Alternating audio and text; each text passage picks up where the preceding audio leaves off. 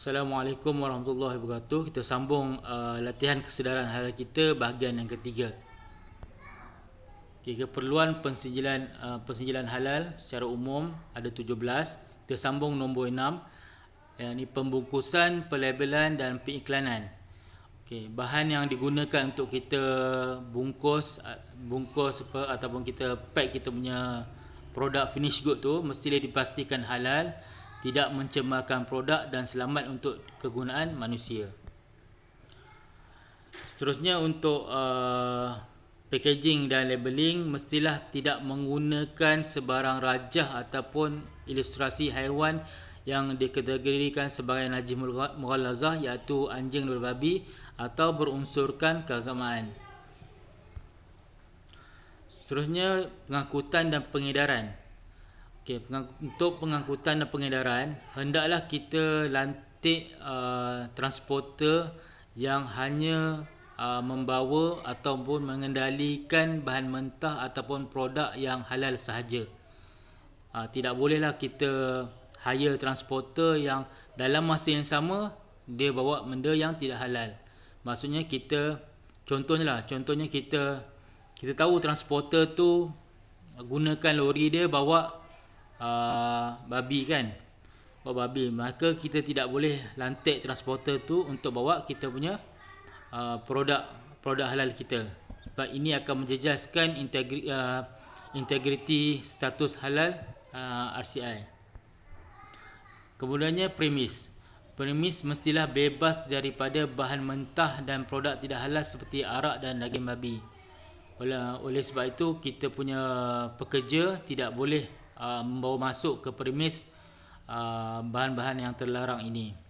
Kemudiannya mestilah kawasan kilang tu, kawasan premis itu mestilah berpagar ataupun mempunyai mekanisme pengawalan bagi mencegah haiwan peliharaan atau liar, serangga dan haiwan perosak masuk ke dalam premis kilang.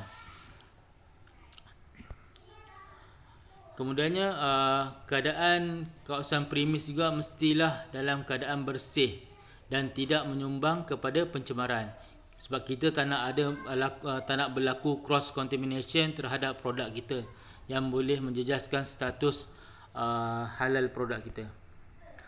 Yang seterusnya perlu ada amalan penghilangan yang baik seperti GMP di dalam kilang kita. Dan juga perlu ada sistem saliran dan perparitan dalam keadaan yang bersih dan diselenggara dengan sempurna. Oleh sebab itu kita kena buat housekeeping secara berkala supaya kita dapat menjaga keadaan sistem saliran dan perparitan kita dengan baik. Yang seterusnya untuk tempat tinggal pekerja, hendaklah tidak berada di dalam kawasan premis.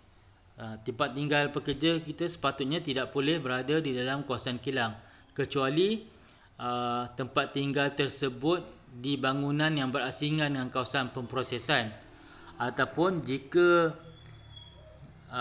jika tempat tinggal pekerja tu di bangunan sama, hendaklah mempunyai laluan masuk yang berasingan ke kawasan pemprosesan. Yang seterusnya mestilah tiada laluan terus dari tempat tinggal pekerja ke kawasan pemprosesan. Yang seterusnya syaratnya mempunyai mekanisme pengawalan keluar masuk pekerja yang berkesan. Sini kita sebenarnya dia nak elakkan daripada pekerja ada akses terhadap kawasan proses. Sepatutnya pekerja tidak boleh ada akses ke tempat kerja melainkan dengan kebenaran, ataupun dia kena lalu dulu guard house dulu sebelum masuk ke dalam premis. Okey, yang ke-9 dari segi pekerja pula. Jumlah pekerja muslim hendaklah mencukupi mengikut keperluan kategori permohonan. Dan seterusnya kebersihan pada tahap yang baik. Maksudnya kita kena latih pekerja kita mempunyai tahap kebersihan yang paling tinggi sekali untuk memastikan status halal produk kita ini sentiasa terjaga. Seterusnya pakaian pekerja hendaklah bersih, sopan dan bersesuaian.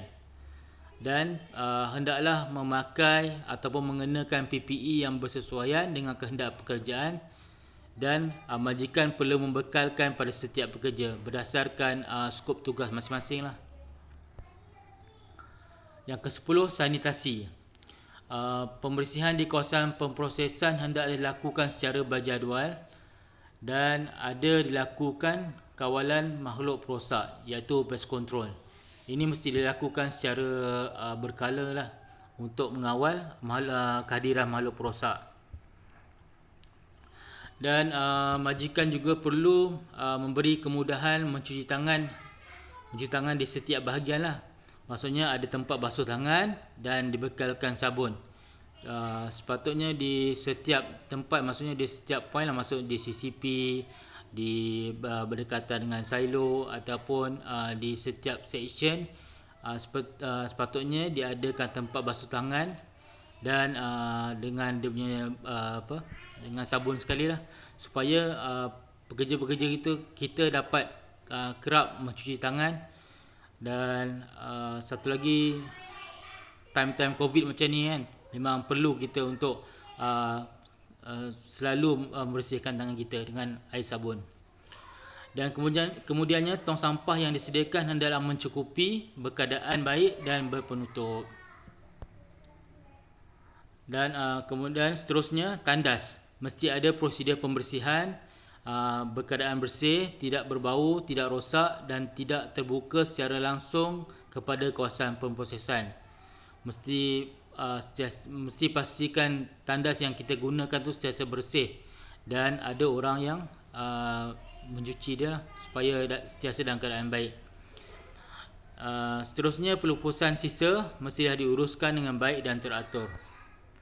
Okay, itu saja untuk bahagian ketiga. Kita jumpa nanti untuk bahagian keempat. Assalamualaikum warahmatullahi wabarakatuh.